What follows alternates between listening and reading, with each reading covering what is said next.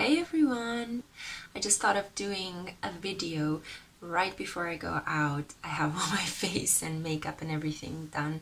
So I just thought I'd take this opportunity, since I'm all dressed up, to do a video about the duality of Leo and Aquarius. This is actually the entertainment squad. This episode of the series, I really want to break it down to you what Leo, ruled by the Sun, has to do with Aquarius, ruled by Uranus. Usually they tend to be seen as opposites in astrology, so the energies are counteracting each other and they sometimes don't really gel. But I want to actually change your perspective on that and try to discuss first of all the sign of Leo and then the sign of Aquarius, and then how they actually fit together, because there is more to opposite signs in astrology than just mere they are different from each other. On the contrary, they are actually quite similar, and their similarities tend to complement each other in very, very interesting ways. I'll start off with Leo, okay? So Leo is the royal sign of the zodiac. They are people born at the end of July and most of August, so the first 2 weeks of August. They are born during the most warmest period of the year. And as such, they embody the fire of the spirit. They are concentrated fire, a fixed sign fire. They are firecrackers. So full of confidence, full of exuberance, full of energy, full of life. They are life-giving. They are shining. They are the stars of the zodiac. There is no better leader than Leo. And I know that some Sagittarians and some Aries are going to fight me on that, but I have to break it down to you guys. Concentrated fire, not cardinal, not flexible, concentrated fire. They win. So what does that mean? That means that Leo individuals are incredibly strong, okay? So they are the people to turn to when you need something. They are not only incredibly strong, they are also super sexy and charismatic. They are those kind of people that might seem that are quite lazy. But actually, if you have a look at lions and their behavior in nature, you would realize that large felines don't actually expand energy on anything. They just are very stealth and they preserve their energy throughout the day. They pack in the heat of the day and they hunt just at the right precise moment to make sure that if they expand their energy, they are actually going to hit their mark. They are incredibly resourceful in the sense of how do they use their energy. So what might appear as lazy is actually just a careful deployment of their energy. So what I particularly love about Leos is that they are these kind of people that are so aware of their self-worth that they just allow things to happen to them. They just let people come to them. They attract rather than pursue. To a larger extent, this happens more for Leo men than for Leo women. Leo women tend to be much more active than Leo men from my experience. But that doesn't exclude the fact that Leo men also work for the things that they have in their life. And actually, Leos are incredibly hardworking. So they love to just put their energy into something, whether it is sports, whether it is taking care of themselves, whether it is building their family, towards which they are incredibly protective, and they are always family first kind of people. They are like the authoritarian rulers that actually take care of everyone, and this is why people love them, and this is why people actually want to select them as rulers, because they rule through the power of their heart. They genuinely love their people. They genuinely love their groups. So if for example you have a Leo teacher, that Leo teacher genuinely loves his classroom or her classroom. If you have a Leo coach, that Leo coach genuinely loves his or her group, her team. If you have a Leo president, that Leo president genuinely loves its people. They wouldn't be there if they wouldn't be able to love, because Leo rules the heart, the chest, okay, the place of all courage, the heart chakra, the green space that we have in our body. So Leos are very much driven by their emotions, by their desires, by their wants. They are very much they have almost like that puppy energy, you know, like, I'm here, let's do things, you know. I like this, let's do this. So they're very exuberant, they're very childlike, they're very playful, they're very enthusiastic.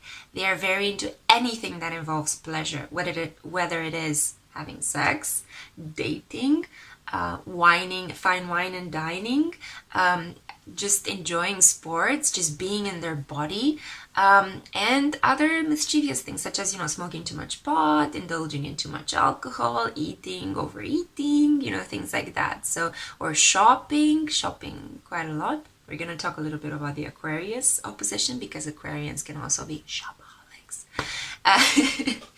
But they're better at selling things in a second. So Leo is ruled by the sun. Yeah, so the sun is the center solar star of our system. It's not a planet, it's a star.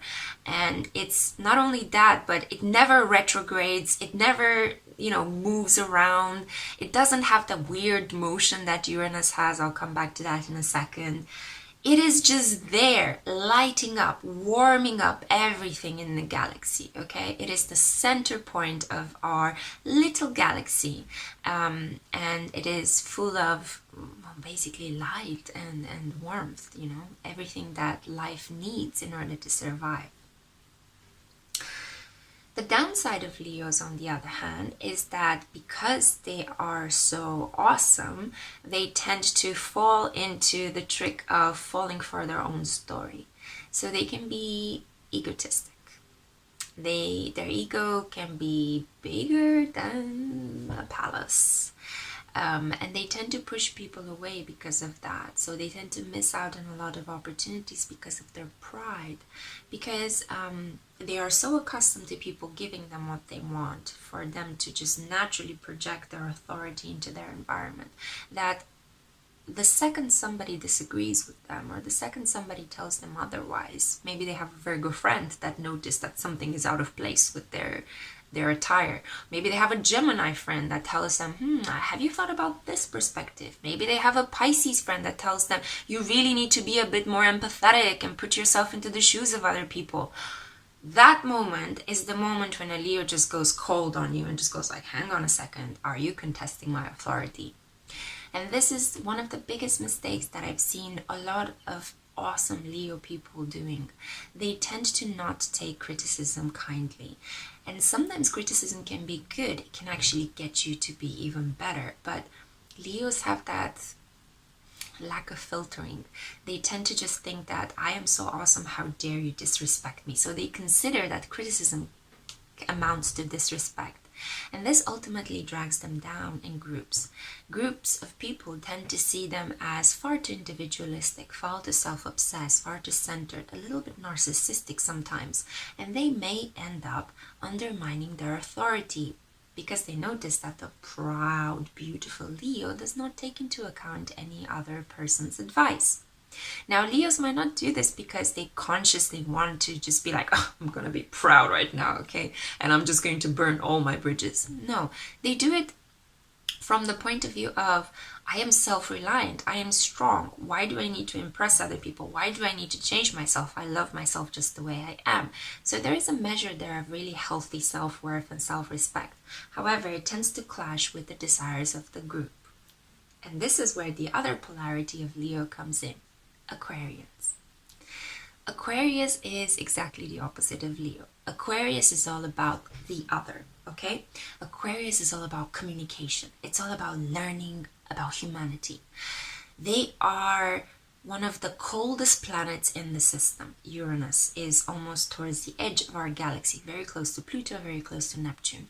They are not only a planet that is moving, but it's a planet that is moving on a really erratic elliptic. If you have a look at Uranus, it doesn't spin in the same way that Saturn spins or Jupiter spins or the Earth spins. No, it moves very weirdly around its axis and turns it turns vertically and then horizontally, depending on its movement and on its path across the solar system. Uranus people and Aquarians, or Uranus-ruled people, Aquarians, tend to be erratic. They tend to be those kind of people that they say one thing, they want to do a plan, but then they realize, no, what if we just break it down and we do it in a completely different way, you know? Why do they do this? They don't do it to piss you off, okay? It is just their sparkling, inventive energy. Uranus is the inventor, the mad scientist. Uranus is the kind of energy that breaks down old paradigms and brings forth the new, okay? Completely randomly, completely spontaneously.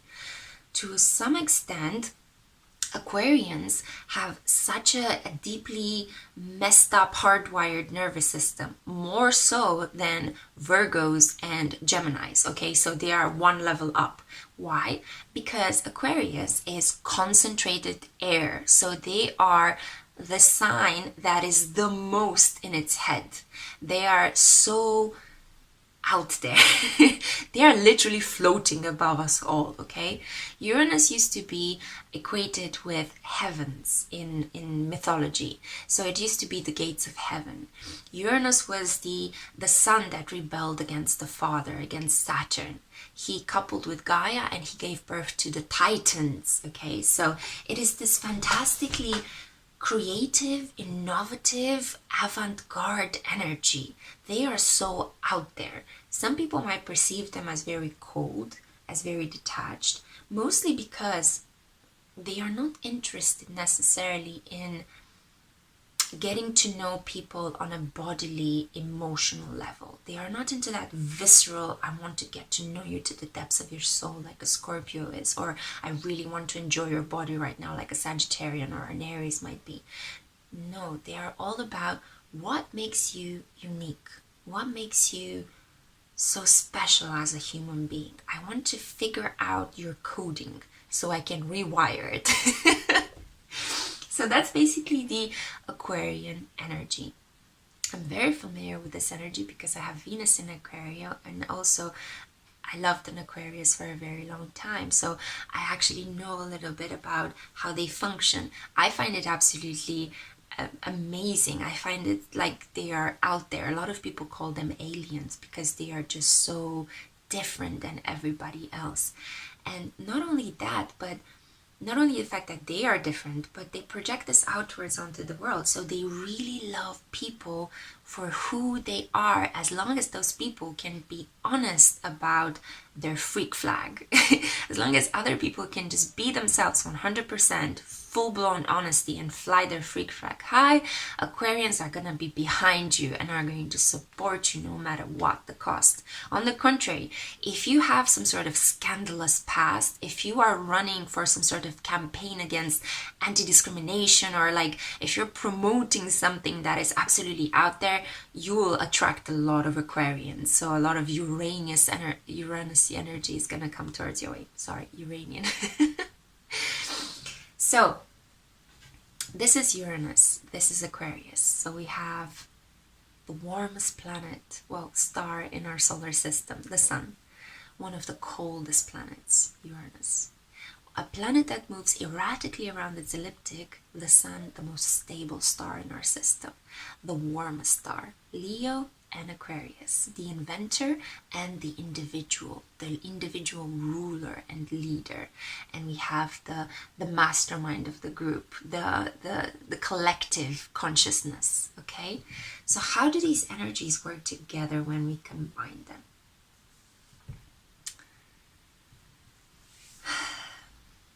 I'm just thinking about, for example, Mila Kunis and Ashton Kutcher. That's the first example that came to my mind. Mila is Leo and Ashton is an Aquarius, okay?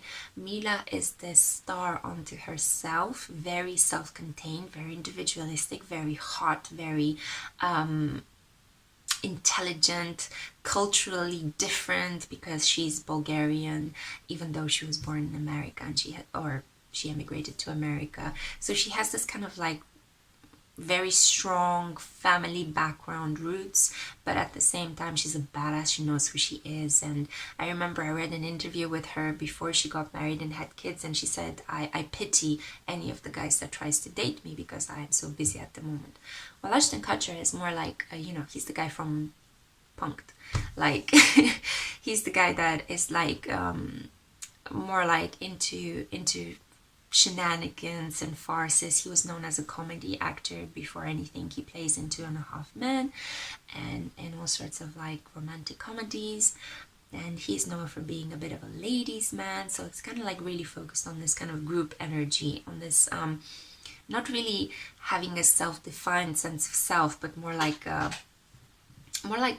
he's one of the dudes, you know, he's one of the guys. He's not really standing out in any way, nor does he wish to do so. He's more like a celebrity that kind of appeals to the public because he's so relatable to other guys his age. So it's kind of like that energy that we see with Aquarians and Leos. Leo is the star and Aquarius is the group. Leos are the rock band singer and like the leading singer in a really hot rock band, and Aquarians are the public, the supporters, the groupies, you know. Leos are the people, the government who finances the research, and Aquarians are the researchers. Yeah, the group, the team of like crazy haired MIT educated or Harvard or Yale educated teenagers who are just sipping coffee nervously in a laboratory thinking, oh my god, like Fermat's theory, what are we gonna do with this? How can we improve the Higgs boson particle? I don't know. So things like that. So it's completely like this kind of I'm not interested in the emotional aspect. I am interested in how can I improve life for people on a mass scale? How can I distribute something to people on a mass scale? Okay, so they are the mad scientist compared to the hot entertainer, the president compared to the brainy-haired academic. In the way that they actually influence each other is in the following way. So a high-functioning Aquarian is no longer the cold, detached, creepy kind of individual that just sits in a laboratory and observes you. No, a high-functioning Aquarius borrows from Leo that joy for life, that lust for life. So they are incredibly funny, for example. Aquarians have a really crazy sense of humor and they are very playful. So they borrow from Leo that playfulness, that zest for life, that sexiness, you know. A high-functioning Leo is very much like an Aquarius. So a low-functioning Leo would be very dramatic, very diva-like, very much like, how dare you insult me, off with your head, you know. But a high-functioning Leo is, no, I'm here for the people. I am here to entertain everyone. I am here to make everyone laugh. I am here to serve everyone because I trust myself so much and I have so much confidence in myself that I want to project this out there and just make people have confidence in themselves. I want to inspire them. Okay, so a high-functioning Leo is an inspiring force that gives on to others, does not retain everything for himself or herself. Yeah. So I think about, for example, Meghan Markle. Meghan Markle is a Leo, and rather than just being a self-obsessed diva, she is out there going, visiting countries and giving to people, hugging them, talking to them, listening to them, learning about their culture, going on all these tours with Harry to try to meet other cultures. Obviously, this is part of her job as well, but you can get a real sense that she's doing it because she genuinely loves people and just helping them. And you can tell this by the fact that she also was engaged in humanitarian work before she married Harry. So there is that luminous quality that Leos bring into it. But once they apply it to the masses, once they give onto others, they become stellar, honestly. And it's the same with Aquarians. Science, the thing that fascinates Aquarians so much, is not ultimately beneficial for mankind without heart. And this is the basic lesson. So the results of scientific research can be limited by greed, can be limited by the interests of pharmaceutical companies, the interests of governments that would like to use the findings of the research for all sorts of, weapons of war, or all sorts of like conflict creation situations and political strategies and power and domination over other countries. However, if science actually comes together with this fire that we have inside, this heart, this empathy, then it can really create something long-lasting and beneficial for all mankind. So, for example, they're looking at the moment, and one of the fields of development at the moment in AI is trying to create robots with feelings. So robots that have sensory motor capacities, and robots that can actually not only imitate emotions, one of the 5 basic emotions, but can also feel them and can transmit emotions to other people.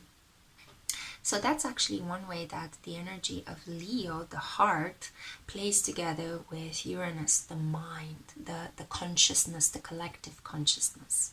So when you think of Leos, think about the individual. When you think about Aquarians, think about the group, the collective, the brotherhood, the sisterhood.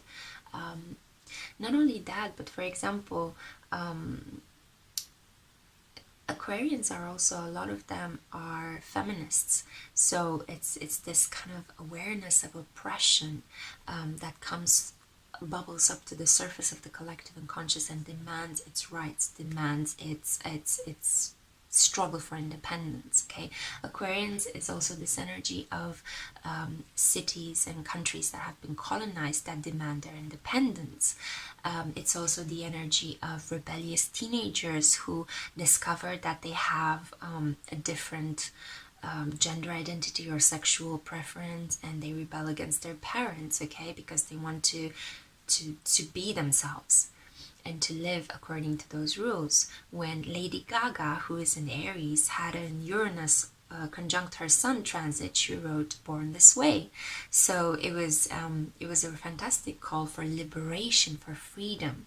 So this is ultimately what the Leo Aquarius axis is teaching us about. They're not only about entertainment, they're not only about image, because obviously Leo is very much about image and looking good and self-worth and feeling yourself.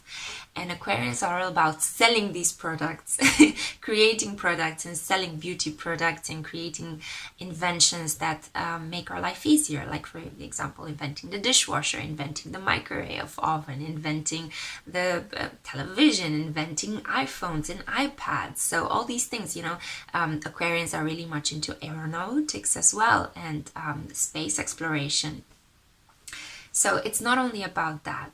The Aquarian energy is also about basically the quest for individuality, the quest for what makes you the unique person, the unique being that you are. What is your legacy? What are you going to leave behind? They don't do it to such a strong, serious extent like Capricorns, and I'm going to talk in the next video about the Capricorn and Cancer axis. No, they do it to a much more lighter extent. So with Aquarians and Leos, there's always a sense of fun. There's always a sense of discovery of the self. It's a lot about the self and the other. It's a lot about identity, personal, individual identity, and collective identity. It's a lot about the entertainer and the crowd, as I said before, but it's also about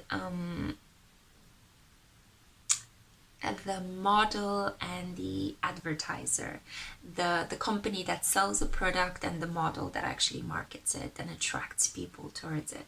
So that would be one way that this energy could play out.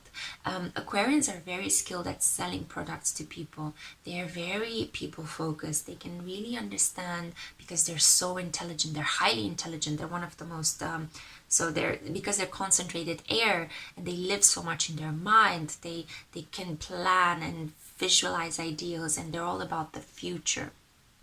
While Leos are much more about the present. Leos are much more about the family and respecting rules and regulations and building, protecting your environment. It's almost like if you look at, you know, the animal in the wild and how Leos behave, they're very, very protective of their pride. When I mean pride, I mean a group of lions. I don't really mean the feeling of pride, even though they can be quite prideful.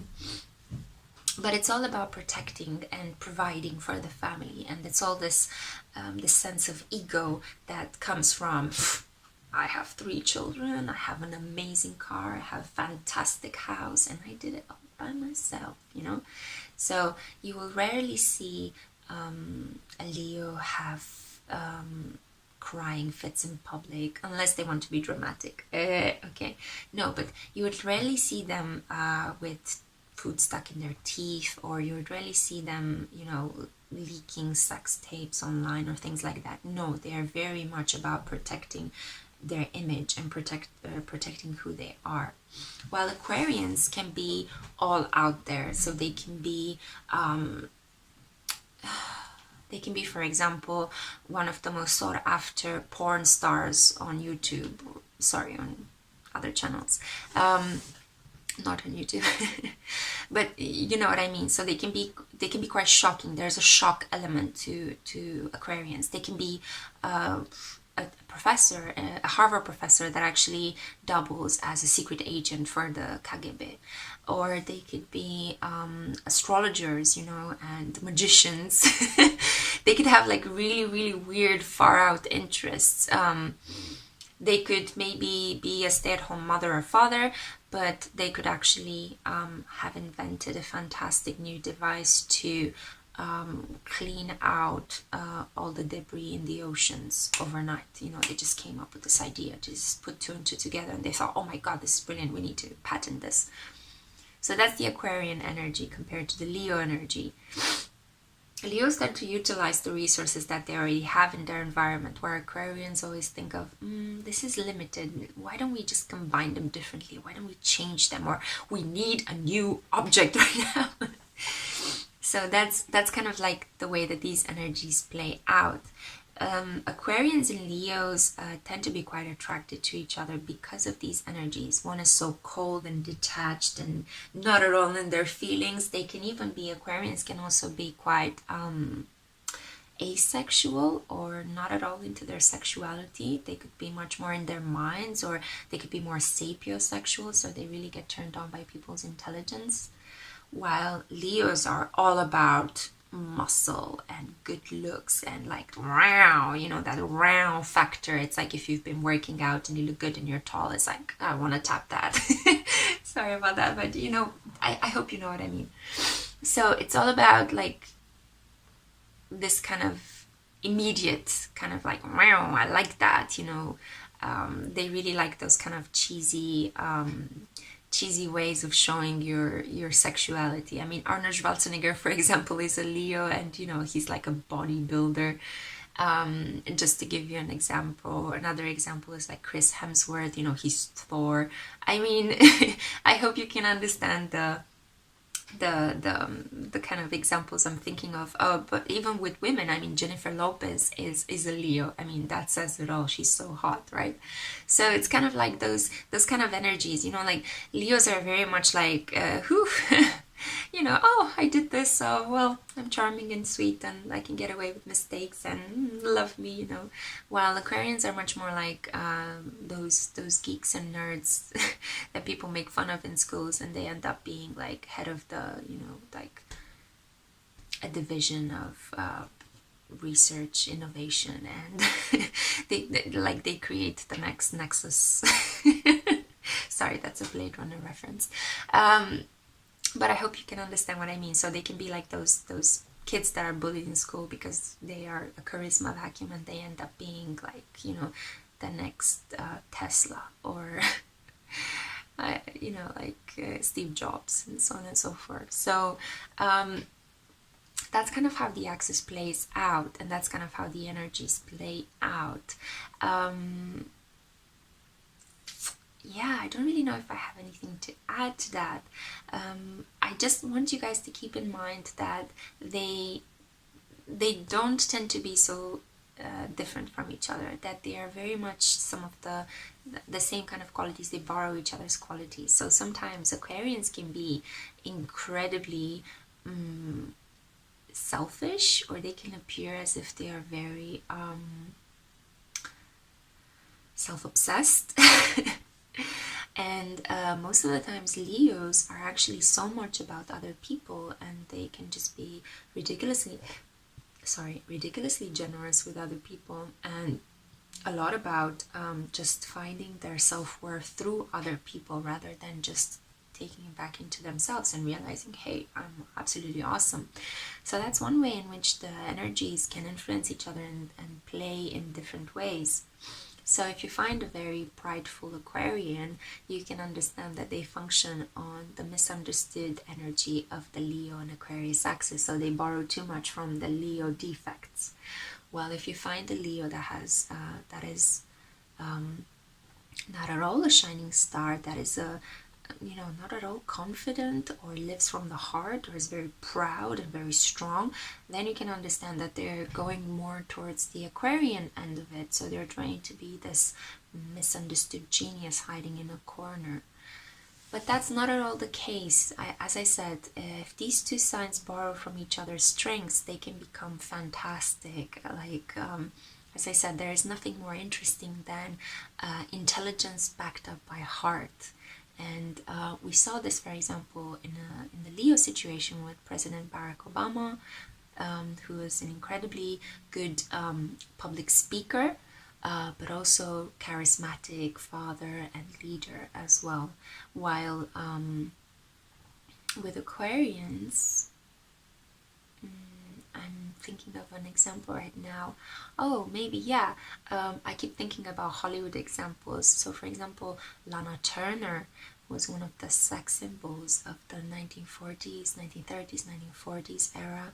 She was an Aquarian, but she was so incredibly hot. So she borrowed that Leonic sensuality and how she portrayed her roles.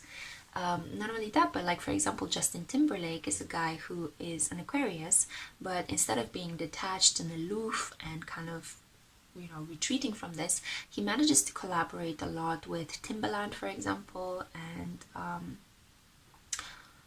other people. I'm not thinking right now. I think Nerd. He played with Nerd at one point, and he's an entertainer, so he's kind of like this projecting, embodying these Leo characteristics, so entertaining people and making them laugh and having fun, while still being an Aquarius, so still being distinct and different than all his other mates. I think I am going to end this video here. I hope you found this illuminating and helpful.